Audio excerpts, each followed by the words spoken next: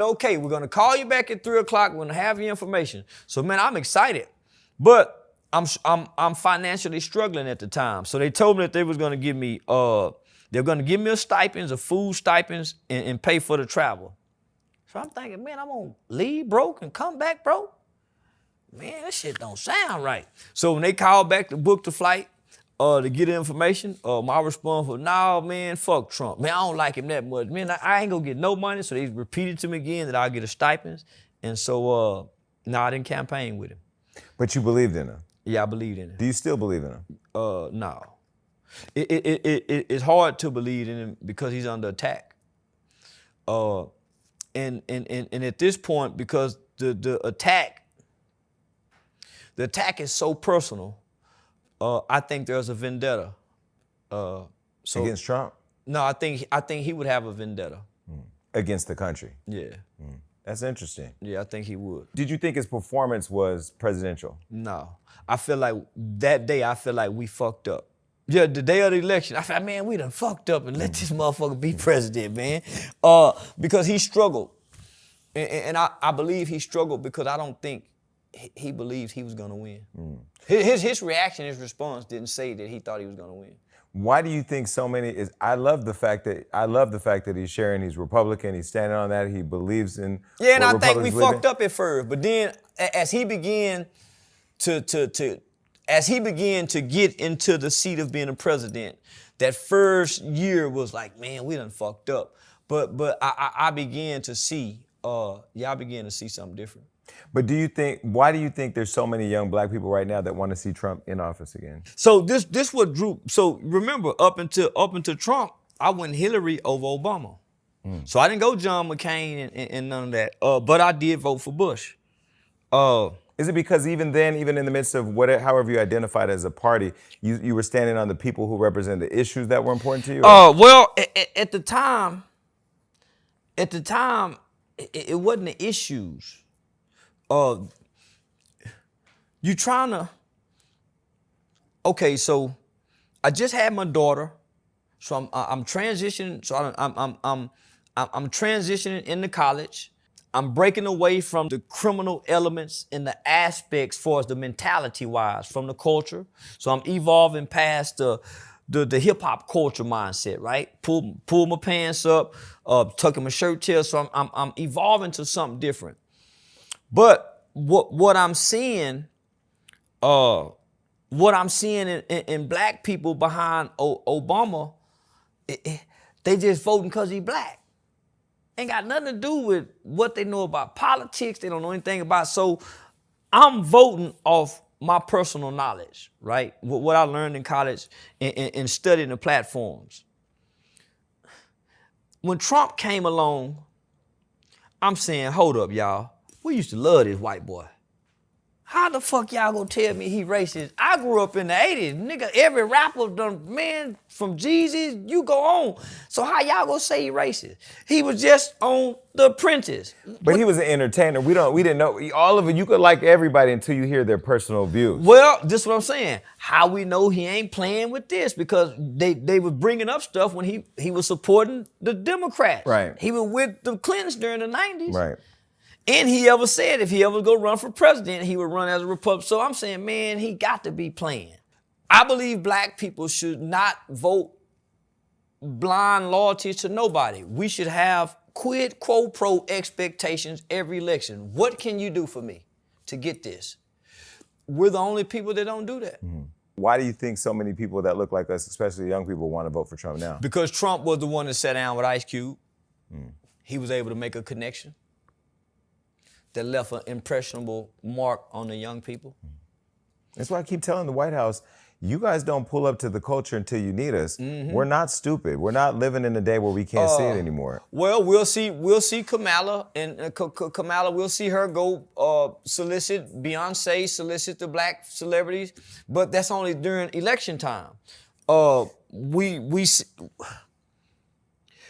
What happened to all the black celebrities with their vote or die campaign?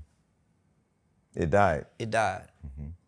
So if nothing else... I blame the black celebrities who will post Gucci and Versace more than they will vote education to our people. Like, you got young black people and brown people watching you. You know you have a control over them. You know you can influence and move the needle. Why not at least be online all day talking about the power of vote, the power of protecting your vote? Why not? People laughed at Donald Trump when he said, if nothing else, the black people can relate to me because I got a mugshot and went to jail. That was prolific. Why? Because he made a connection by going to jail. Now they can relate. So he's relatable now. Oh, his messaging is definitely hitting. Yeah. I mean, I don't, personally support all the views. I mean, I'm pro women's choice. I mean, I don't know. You're Republican. What do you think about women choosing to? I'm pro women's choice. Okay. I believe a woman should choose if she wants to have an abortion or not. What do you think about gay people? I think you fuck who you want to fuck. Ain't my business. Okay. So what makes you Republican then? What is it? The values? It's the principles of the party. It aligns more with what grandmama and them teach. The principles of the party as it's supposed to be, not as it is now. Because right now it's a lot of hateful rhetoric. Okay. Right, but if you just look at the principles of the party, you can align with the principles of the party. God, family, work, not giving your neighbors no sugar because you got more sugar than your neighbors. So the right to protect yourself. Yeah. So I align more with that. But it's just the Democratic Party, man. So are you going to endorse Trump or Biden? I'm gonna endorse Trump this season. Yeah. Really? Yeah. I'll take my chances with Congress overseeing him with the three executive branches of government. He can't just do what he want to do. That's my fear. After watching the people climb up the Capitol, you don't think he can do what he want to do? Now, if there would have been a bunch of black people acting like Spider-Man, they would have got shot. They would have died. Right? Yeah, would have died. There's no way that many black people would have been able to storm the Capitol and enter into any government building or office and have access it. No, But now he's talking about pardoning those people. He the president. He can do it. But he don't pardoned make it right. Kodak Black. Right, and that got a lot of black people saying, but isn't that pandering though? There's nothing wrong with a politician to pander. It's I know up Democrats to you. do it It's too. up to you to be informed on who's pandering to you. Or when you're being pandered to. There you go. Because most politicians rely on the uninformed voter, not the informed voter. That's why they don't answer direct questions. Yeah, that's why they don't answer direct questions, because they rely on the person that's uninformed. So they have a tactic that works on the dumb population. And those that know is stuck to fight with what they know, feeling helpless. So that's why I tell the ones that feel helpless to focus locally, and you won't feel so helpless. There should be some resentments toward black people because they went through some shit with us, as the party.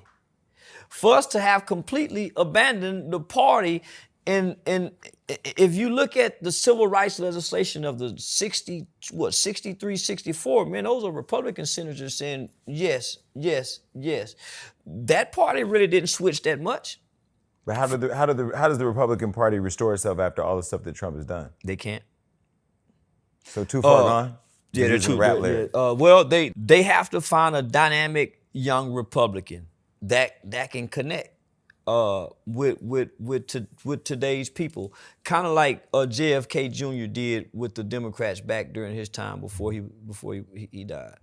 They have to find a young person like that, or they have to find somebody in the entertainment industry on the black side. Kanye would have been good. As president? No, just to make the connection for black. I haven't drank in 9 months. Just to make the black people's connection to the Republican Party. He was on the right track. Where do you think he got off track? Having a balanced fatherhood, the divorce, his mental health, and still needing that guidance of your mother's voice. Yeah, so man, just the fact of going through what he's going through with the the ex-wife and the kids, and trying to maintain your children's perception of who you want them to think you are compared to how the world is trying to present you. So you got to have your head together. You got to be aligned in your, everything has to be in line right to go in politics. When I was on Cam Newton's show, I talked about when I was working with Ye and one day he called me and Pete Davidson was riding around in the neighborhood with his kids on his lap. And I said, just imagine all of what you're going through with your mental health, all the things you talk about, and then to see a white man riding around the neighborhood. Kick the table over, man. Shit, what? Yeah. But why do you think he didn't get compassion for reacting to a moment like that? Because any man would be upset. Because his level of confidence and arrogance supersede the average man. So it's hard to have compassion. Mm-hmm. It was hard for the world to have compassion for Ali when he started having the problems because he was so arrogant. I'm the greatest. It's hard. It's like we're watching him to fall or to fail. Just so we can leave him there rather than try to lift him back up. I hadn't seen one black celebrity reach to try to nurture him back. I think it's because his confidence and his arrogance over the years made us feel like he was a giant. Mm-hmm. Let me just throw a lot of things out there that you said, and I want to see what you think, okay?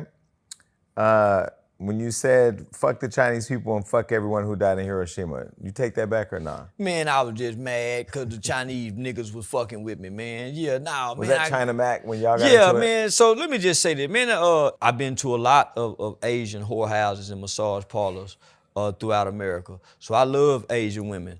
I was just mad at China Mac fucking with me.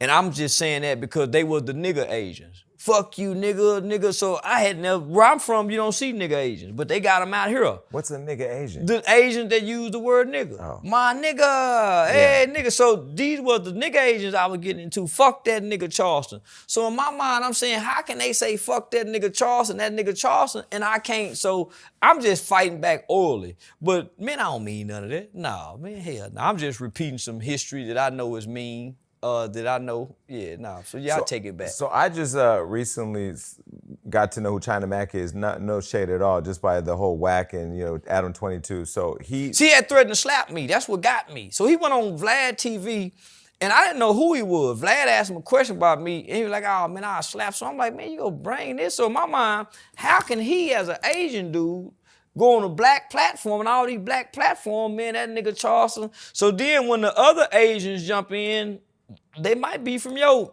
up north Asian. Man, they niggered me to death.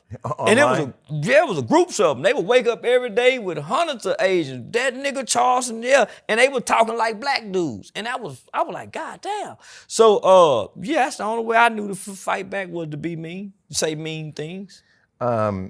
You said that Sexy Red was a stoned down, dirty leg hoe. Stoned down, dirty leg hoe. Yeah. But don't you like how she's embraced her wholeness, though? Yeah, I do. Man, let me just say this. I secretly love Sexy Red. I just hate the fact that my daughter and them listen to that whole shit, man. Yeah, man, I love her to death, but man, that hoe is a motherfucker. It's the lyrics, man. The lyrics, man, she got some lyrics that... But not only that, I mean, I saw her here, she was 7.5 months pregnant, barefoot at the club, but the whole club was lit. And I said, that's a stomp down hoe. Yeah, that's that stomp down. And that dirty leg hoe gonna let you fuck with no rubber. She she said. The other day she embraced it. The other day she posted on her IG story that she was in the doctor's office and the doctor said her pussy stank. Why do we need to share that on social media? Cause she letting the guy, that's what happened when you let a man come in you. Them women, you let that cum make it stink. So she just educating the girls in her own way. That's all. So she's a stoned down, dirty, stinky Stone leg cold, hoe. stoned down, dirty, yeah. But she embraces it, and that's why we love her. That's why we love her. I secretly love her. You the only one got me to openly admit it too. Yeah, I secretly love her. I thought you loved Cardi B. I do. But you're married. Oh, my wife know what kind of man she married. Like granddad and them.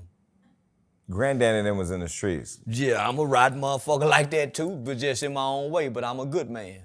Okay, we got him to take back the Hiroshima. What about Gilly the kid? His son died. You went off on him. You called him a snitch. Nah, he called me a snitch. He called you a snitch, and then you went off on him about his dead son. Yeah, I ain't taking that back. Yeah, fuck him. Yeah, he hurt my motherfucking feelings because I spurred him. Not that I spurred him. Let me take that back. When his son died, I felt compassion for him, even though I didn't like him. because I'm an empathetic person and I know how to tap into the empathy part of a human's. I did that for him. And I got into it with somebody I admire from New York, my guy Kareem Blitz. I was on live. And Kareem them feel like this the energy he gets. So he brought that to me. And I was like, nah, homie. So I got into it with my guy and kind of chastened him because I had empathy. That moment, that was the real Charleston. So fast forward to now, Gilly hurt my feelings because the real me had compassion and that was sincerely given. So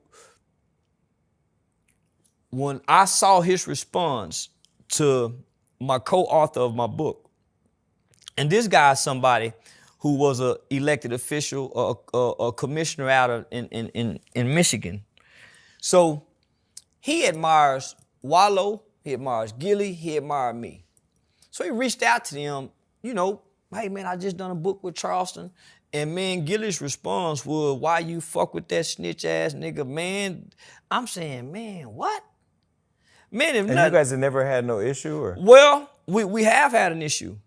We had an issue in 2021, 2020, when the little kid, is it Pop Hunter? The kid Pop Hunter had a song with Uzi Vert, and somehow this kid's testimony from a murder when he was 12 or 13 years old resurfaced.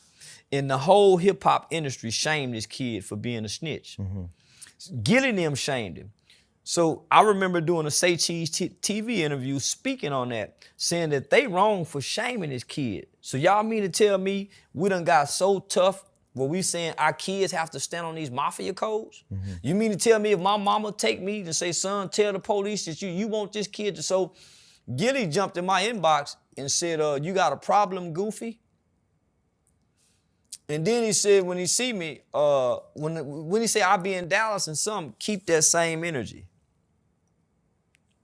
Yeah, man. So, he go threaten to bring harm to me because of my opinion. Mm-hmm. So he said he go slap me or something. And so that was 3 years ago. So fast forward to the day. And so you sat on that for 3 years? Nah, we went back and forward for a while. So we publicly went back and forth. Mm-hmm. And we actually seen each other in Detroit one time. But he just kept walking and I kept walking. So when his son died, I didn't go in.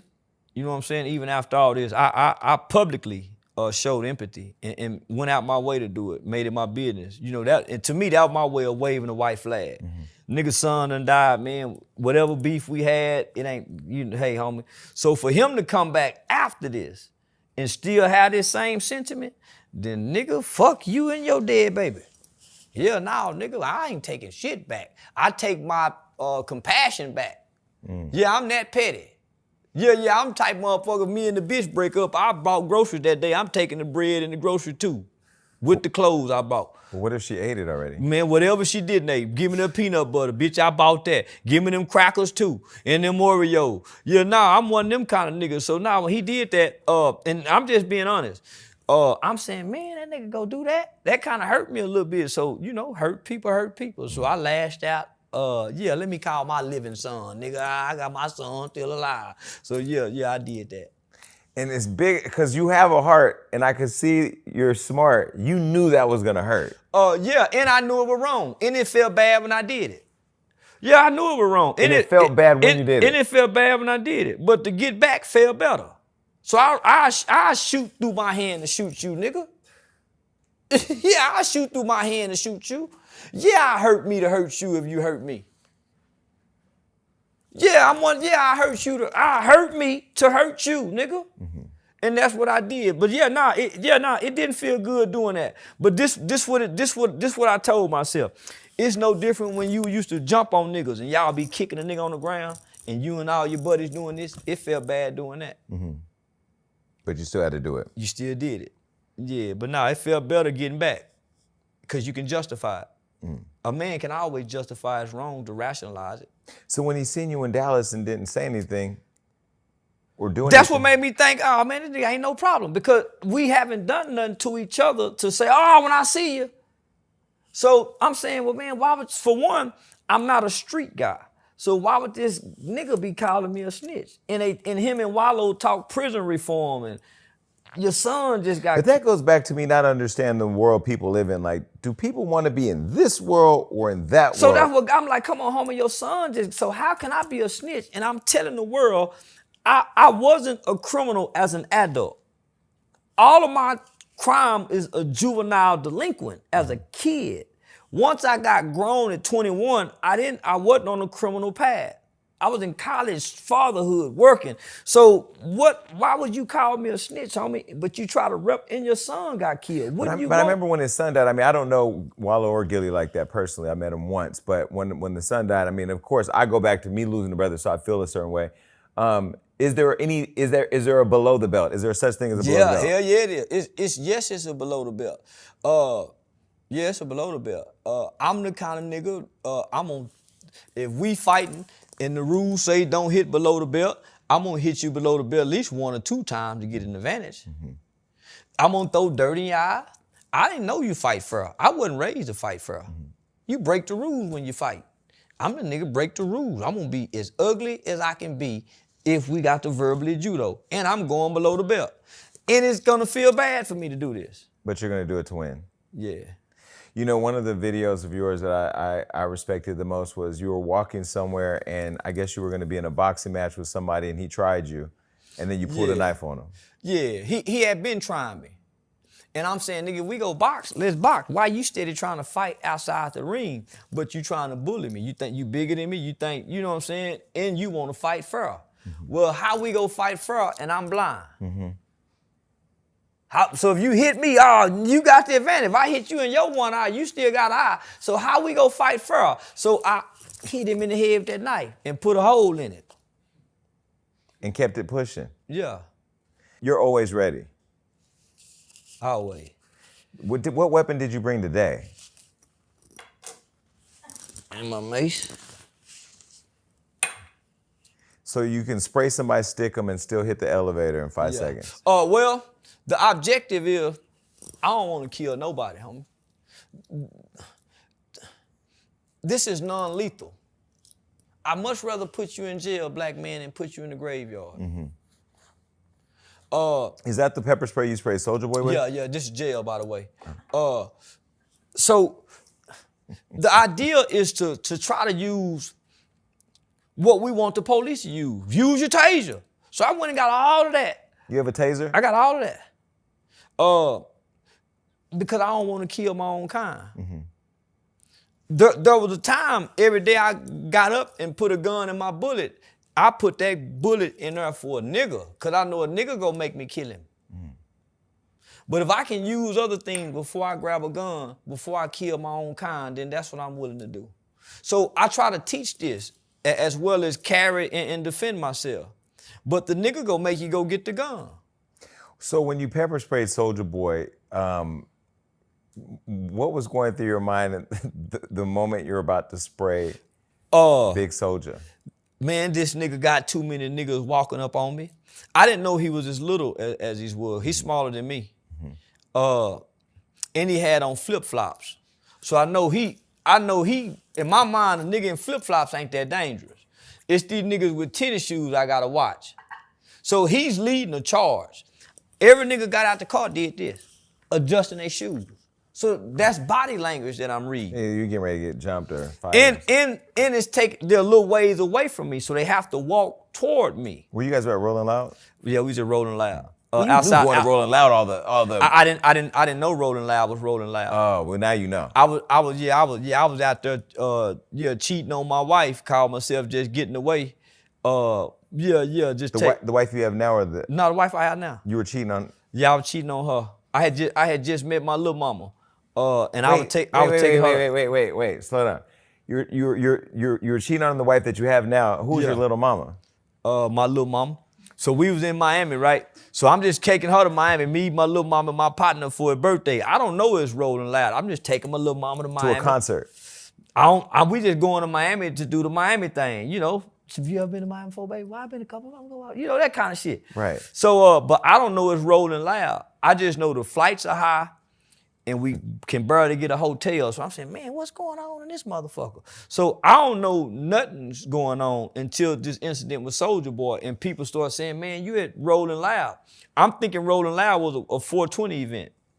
Rolling Loud. I'm a 46-year-old, at the time, I'm a 45-year-old nigga at the time. I don't know nothing about Rolling Loud. And they got every nigga I done cussed out and talked about. At that one venue? Yeah. And you had no security? No security. So I ended up at a strip club with Lil Durk now. Nigga come downstairs and say, man, you know Lil Durk them up there. And I don't drink, but I had been drinking. I said, shit, nigga, I got this mace on me. They knocked 12 niggas down. Then I went upstairs to go pee and seen all them little niggas and went downstairs and said, hey, man, let's go. Shit, let's get out of there. That was smart. That was Friday night. You saw Lil Durk? Yeah, I seen all of them, but they didn't see me. They didn't see you? Nah, So that was Friday night. Then Saturday morning, we got up to go to the shoe store. That's when I ran into Soulja Boy. So it was a little nigga told, I don't know, they just saw me standing out and stopped the van, Sprinter van in the middle of Ocean, whatever that street is right there. Ocean Drive. Yeah, Collins, one of them. So he stopped in the middle and all these dudes getting out. So I can't see specifically who it is because I'm visually impaired in this eye. My little mama say, that's Soulja Boy. I said, man, that nigga just said the other day he gonna put some money on my head. And he walking directly toward me with at least 8 to 10 other guys, man, cause 2 of them stayed back. One of them got on the ski mask acting like he holding a gun. He walk up in arm's reach and says, I want to talk. In my mind, why they coming? Because I'm processing this. So I just go to spraying. So I spray him strategically. You don't even say nothing? I don't say nothing. Because what I'm going to say something for. Wait, but you because didn't say, you didn't say stand back. Because once I go to talking, as I'm talking to him, he got other guys coming. I know I'm blind. Boom, nigga hit me in my mind. Because we done seen this. People don't, you're, first of all, when you're as controversial as you are, I have been at times, you're already mentally preparing for scenarios. Yeah. So the scenario's playing out in real time. I'm talking to him, me and him talking, one of these other niggas, pow! I don't know nothing because I can't see. And Lil Mama has no clue. And then they go put it on camera. Right. She don't have no clue what's going on. So I shoot over her shoulder and hit him and come back because we was in a corner. So I had to come out the corner to get them. So that's you sprayed the whole group? That surprise attack made them. He shot. I get to come back and get him again. As I'm getting him, she turn around, so I get her too. But I glob him to death. You sprayed Lil Mama? I actually got her, yeah. I glob him to death. So now he damn near running in circles, and his response is, bruh, you tripping. Did you mace me? He was literally, and the dude's just looking. So at this time, everybody was in the store. Guys started coming out. Oh man, Charleston White just made Soulja Boy. And so then that's when I went to, yeah, you goddamn right, I maced that nigga. But I was scared because I see the nigga clutching with the gun. And you're on the street by yourself with your girl who's also been sprayed. Yeah. The jail mace a bad motherfucker. The jail mace. So then he went live and he did what he did. We saw it all play out. How did that end up? I went live back to the hotel and done a demonstration to show people how thick that mace was and how it worked. And it eat paint off the poles. Yeah, that was some bad shit. But he was highly affected because you saw his face was swollen. Yeah. He swore up and down that I sprayed and maced myself, but I specifically used gel mace so there's no blowback. Mm-hmm. So gel don't blow back. They had never been maced before. So this is what I know. Gel meaning it's sticky, not jail, the prison gel. No. Yeah. It's gel like sticky. So it like comes a out gel and sticks on you. So, and it comes out directly, not a spray. Mm-hmm. So what I know is the average black man, he don't have gun training. He don't have gun safety. He really don't even know how to So he don't know none of this. So the element of surprise haven't failed me yet. If nothing else, it's gonna put space between me and them. Come on, nigga, hurry up and call Uber. Yeah. No, hurry up, nigga, get to call Uber. So now that's what happened. But his pride was hurt. Yeah, his pride was hurt. You pepper sprayed Soulja Boy. So let me show you how his pride was hurt. So they began threatening my life. So he and I don't know what's the guy named Flo Malcolm and the guy by the name of Quick Flip Vino. They began making online threats in Atlanta. Yeah, Charleston, you better not come to Atlanta, woo, woo, woo. So I'm sitting here thinking, man, I really can sue that bitch ass nigga because my girl can sue him because I had to mace her. He's the reason. So I called Miami Police Department to file a complaint to get the lawsuit going. So from calling Miami Police Department, somehow I made contact with Atlanta for the Flo Malcolm and the Quick Flip Vino making threats on behalf of them, banning me. So I actually contacted Fannie Willis and them office directly. They put me in contact with Officer Dab from the gang unit, and Quick Flip Vino ended up being arrested for making online threats. As a result of the pepper spray incident? Yeah. And I think Flo Malcolm still got the warrants out. He been on the run. Because they were literally going online with guns saying, yeah, Charleston, we go do this and all for the Soulja Boy shit. Right. And I'm saying, man, you niggas ain't ready to go to prison for the rest of y'all life. Y'all would have been, yeah. So, but they went to the extent trying to play gangster online to really make it in like they really wanted to do something to me. And so it ended up getting one of them a charge. The guy who rushed you when you were on stage doing stand-up, what happened to him? I hit him in the head with a vase. Yeah, I was doing stand-up on stage, and I had two hecklers. So because of my immaturity, because of my inexperience and my amateur as a comedian, initially, I would go on stage and I didn't have a set. So I would just be funny off my natural gift and talent. Then I got a set. So the set kind of boxed me in.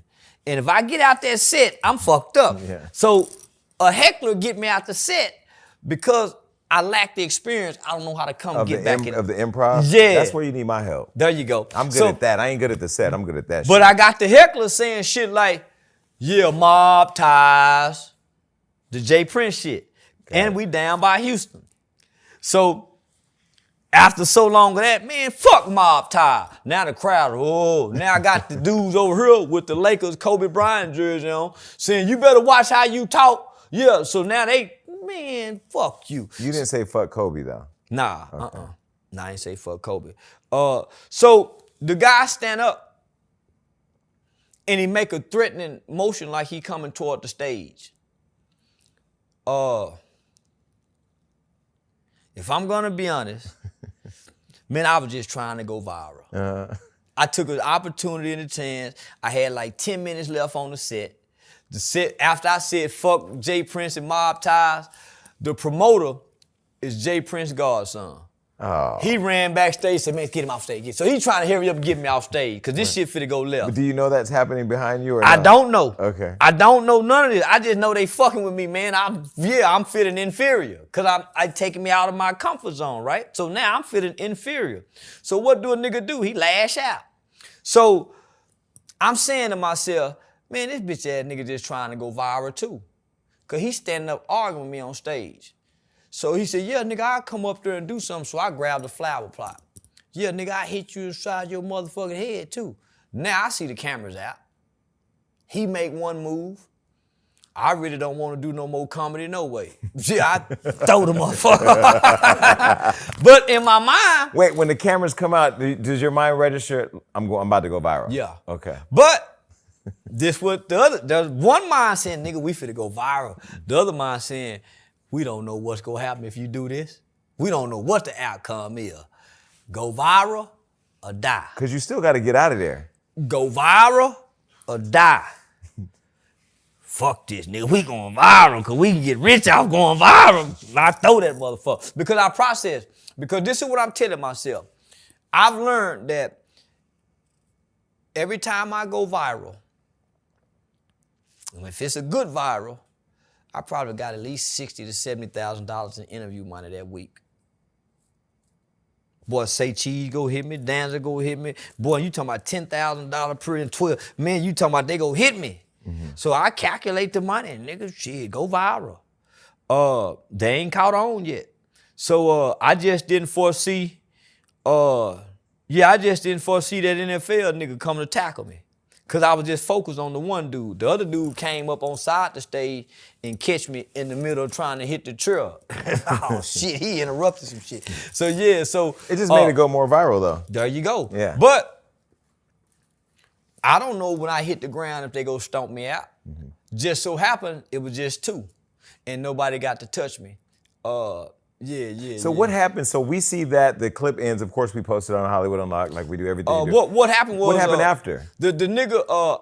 I had my back end money, so I had dropped my back end money on the stage. Yeah. So all the people you see running on stage, those were the promoters because there was no security. There was one motherfucker man. Now had I known there wasn't no security, I wouldn't have done that. But it was one police officer, and he was backstage, back there, yeah. Charleston, okay, before you go in the venue, as controversial as you are, you come with your own security, but you send them in to look at it first. I ain't had no security. I had my nigga and his brother, and my merchant, my nigga selling merch. So I had my nigga, Dewberry, his brother, Big Dew, and then I had my partner, CEO Hockley, that was with the merch stand out there. And just the chitlin circuit. Yeah, but that's even more why you persist. I know now. Well, you know, I know now, but you know, I'm trying to keep it real. See what keeping it real to do? What? That's what I'm talking about. I'm trying to keep it in the Negro League. No, now, you can't. I done quit a Live Nation tour to come do this shit. You can't be as controversial as you are and keeping it real. I know. Because you'll be really fucked up. I know now. Let me tell you something. I walk in, it's like the military walk in. Because I'm going home. I've been shot before. I ain't getting shot again. And I will tell, but I want to go home. Listen, I don't care what it looked like. When them niggas got to running on stage, you can hear the guns in the crowd clicking from the video. Oh yeah, nah. You can hear the guns clicking. And I said, oh man, we tripping. So I've been moving right ever since. Okay, good. So Brittany Renner is a friend of mine. She gave you a viral lap dance that the whole world saw. What was going on in that video? Was she drunk? Or boy, what? the veins were about to explode out my penis. Boy, the veins were about to explode. Man, I was trying not to come. And I was trying to come. You hear me? I was tightening my boy. I was trying not to, shit. Everybody was tipsy. Was that your first time meeting her? Yeah. The body is banging. She's bang. She bad in real life, homie. Yeah. Everything. And she was excited about the interview. So the Danza Project had called her and said, hey, you don't mind if we have Charleston? And she was like, oh, no, man, I want to rock. So she found me to be polarizing. So I think that's, yeah. I guess it turned on. She's single, though. Why you didn't shoot? Oh, you're married.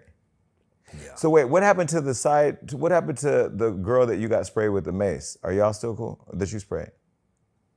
Say what now? Are you still cool with her? Yeah, we still cool.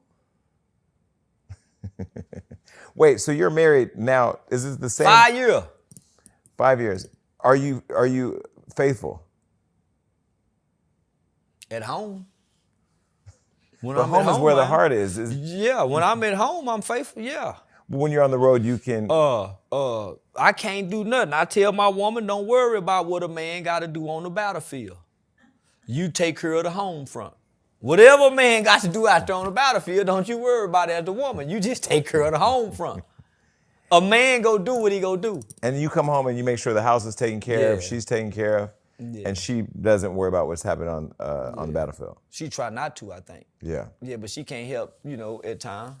What happens, you go viral every time you do something. What happens if you go viral and like... It causes problem on the home front. Okay. So you try hard to not go viral with anything that would cause problems at home. Yeah. Okay. Because I know other people, it's too much involved. Other people's feelings and hearts. So I try not to. What happens if you But I'm a man, and I'm a man's man, like granddaddy and them. So I'm flirtatious. You know, so even my woman would say, I saw you flirting. Well, I'm just a naturally flirtatious man. I'm not sexually driven. So I like to have sex. I don't like to freak. So it's some niggas like to freak. I'm just a man that I let nature dictates. So I'm not horny every day. So that's the comfort that I hope my lady got, that she know I'm not no sexually driven man, and I just ain't out here laying and sleeping with everybody. You can't talk like me and do that. Blueface and Krishan have been here on this show a couple times.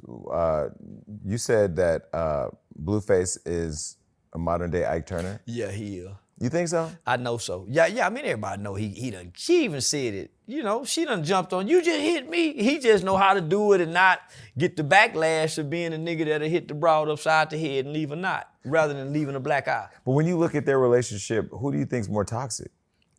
She is. There are a lot of women who need abuse for love. Explain that. There are a lot of women who need abuse to feel love because they've been abused all their life. And most of the people who abuse them so-called supposedly love them. So there's a lot of women who like to fight just to fuck. Fight and make up.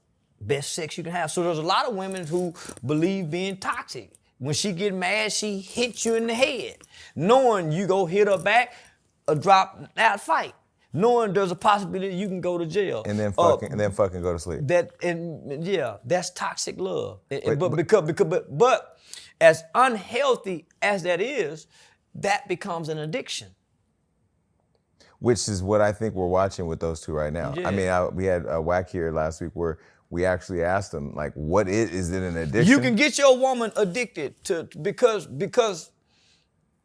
the dopamine, the chemicals that the brain produces, the emotions that's tied to the act of fighting that comes from the sex makes that fulfilling and appealing.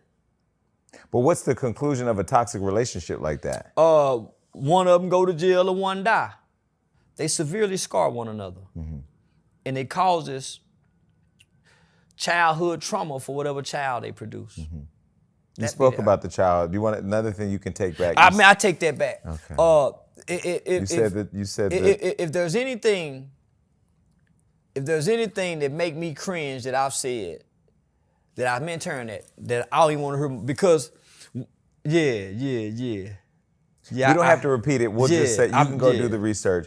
You take that one back. See, you have a heart. I knew the Charleston we were gonna pull out. I hate that shit. I see that poor baby, man. I be saying, man, I should, man. But there is something to be said about. God forgive me. That's one of them. God forgive me. But there is something to be said about responsible parenting and being careful what you show on social media. Let me just say this. I always say, I can give you a logical explanation and a reason on why I've said some of the most horrific things that you've heard me say. You may not agree with it. I'm not going to justify it. I can give you a reason on why I said it. And my reasoning for saying that is because I was highlighting the lack of prenatal care. I was talking about the things that a mother can do in her actions that can cause damage to the fetus while in the womb, whether that's fighting, arguing, drinking, smoking. Whatever the woman does during the pregnancy affects the child. Whatever the father does to make the mama feel, the baby feel. So I was speaking on that, just using a ugly delivery to get the message across. Right. Okay. And you take it back. Yeah. Okay. Yeah. Cause when I look at the baby, man, my heart weak. Because I tell children all the time, and man, that kid gonna hear me say that shit one day. I tell kids all the time, whatever has happened to you as a child is not your fault, no matter what it is. You didn't ask to come here. You didn't ask to be born. You were just born into conditions, situations, and circumstances that's just out of your control. So no, I offer compassion for that one. Yeah. One of the things that's interesting is that when people attack you, like Lil Uzi Vert put your name in a song where you had talked about. Yeah, I met him in person. Shout out to Uzi. He came to Dallas and brought me to his concert. You said he was a sissy for wearing dresses. It's funny, I tell rappers and artists, you make us more famous. When you talk about us, when you attack us, if you want us to die, if you want us to go away, don't say anything. And let me just say this, he showed me in the world something. He took something, a stone, and turned it into fruit, a fruitful project, because he didn't have to pay me. He could have made me go get a lawyer, fight him in Capitol Records to get that money, but they reached out to me. Oh, and they paid you for what they paid me, putting man. you in the song? Yeah, so I got a great deal of respect for Lil Weezy Vert. And then not only that, when he came to Dallas, he invited me to the show, went to the show, went out to the club, hung out with him, and he a real little nigga. He just playing it, man. Yeah, man, he a real little nigga. True story. I saw Lil Uzi at a party, and I said, "Hey, man, I want you on my show." He said, "Hey, give me your number." So he pulls out his phone. I go to give him my number, and he just took off running. So I never got the interview, and he never got my number. Funny as hell. I thought this shit was funny. Yeah, no, like, man, I wasn't even mad. I was expecting to see kind of like a little sissified little dude. Man, that's a real little nigga. Well, I mean, so you think men that paint their fingers are sissies? Well, I'm gay. I don't get offended by that. Yeah, I thought that. Yeah, I think that. But I know, man, my partner True. He paint his nails. Yeah, he ain't gay. He ain't no sissy. He sleep with porn stars every night. Wait, but not all gay people who sleep, not all men who sleep with men are sissies either. Just so you know. We're not. You know I'm gay. You knew I was gay, right? Okay. Yeah. You don't think all gay men are sissy? Yeah, hell yeah, I think that. Well, because there's some rappers who aren't gay, at least publicly gay, who are sissies. You know what? You sure right. And all sissies ain't gay. That part. Yeah, you know what? You just took me back to our era. You goddamn boy, you just took me back to our era. All sissies ain't gay. First of all, I'm gonna thank you for my gifts. Every guest that comes up here, you should be bringing me a gift. We're gonna get into this in just a second. Okay, so every neighborhood needs a Mr. Charleston. What does that mean? That's the black man in the community that's saying what's wrong. The last black man to do that was Malcolm X. To actually tell black people what was wrong. He pointed out the liquor stores, the streets. So every neighborhood needs a man that'll say, man, I'm calling the police. Every neighborhood needs a man on the street that's willing to call the police. So like a T.I.? T.I. wasn't willing to call. T.I. had to be forced to work with them based on his probation he got from the gun charges. So this is a book to teach young black men and women that they should be a part of their community by protecting it, by telling the police. Well, that's showing that you're invested because the police really work for you. So, for instance, the police work for the people? Yeah, they supposed to. I can hear Black Lives Matter rumbles right now online. Our community is hostile toward police. So whenever they step out of their vehicle, they are automatically perceived as an enemy rather than here to help. So our attitude and our perception towards them leaves them in danger at all times dealing with us. But how does it change? We have to start having more black police officers. We have to stop shaming a little boy who want to play police when we play cops and robbers. We got to stop making it seem like all police is bad. Because when mama is in there getting jumped on by the new boyfriend, and the new boyfriend might be from a gang, and if he go tell the neighborhood, oh man, she snitched on me. Well, this is a 9-year-old girl. The stigma of being a snitch is worse than being a molester. Well, Wack was here talking about the snitch culture. That applies to people who are in the streets, right? Not in the black community. Well, in the black community, because we put this on regular people. We call grandmama snitch. In our community, we condition ourselves that it applies to everybody. Grandmama snitched on them. So Yeah. so we haven't even defined snitching. We think telling the truth is snitching. We think a guy saying this is not my gun is snitching. Is Gunna a snitch? Did he stand up in court and say we're a gang? I don't know if he stood up, but he said it. We seen it. Yeah. Yeah. If you agree to cooperate and you give any information and you part of a criminal organization, then that would be considered snitching. If he wasn't a part of a criminal organization, it was just a record label, and he was just a rapper, then no, he would be setting the record straight. But it's interesting how there's selective politicking when it comes to hip hop nowadays, right? Yeah. Why is it that way? Why? Because 6ix9ine snitch, Yeah. Gunna snitch. Yeah. I mean, they all eventually. I mean, I've not seen anybody get arrested and not snitch. Well, let me. These days. I didn't see anybody shame anybody who took the stand on behalf of Nipsey Hussle to get Eric Holder convicted, and these were street guys. Why didn't they let Eric Holder get away so the street justice can get him? Everybody clap, but this supposed to be street. It's supposed to be street. So that's why I say it's bullshit, because they pick and choose. But our kids don't get to pick and choose. Our kids have to stand on it as kids. We've become so heartless and callous, we got our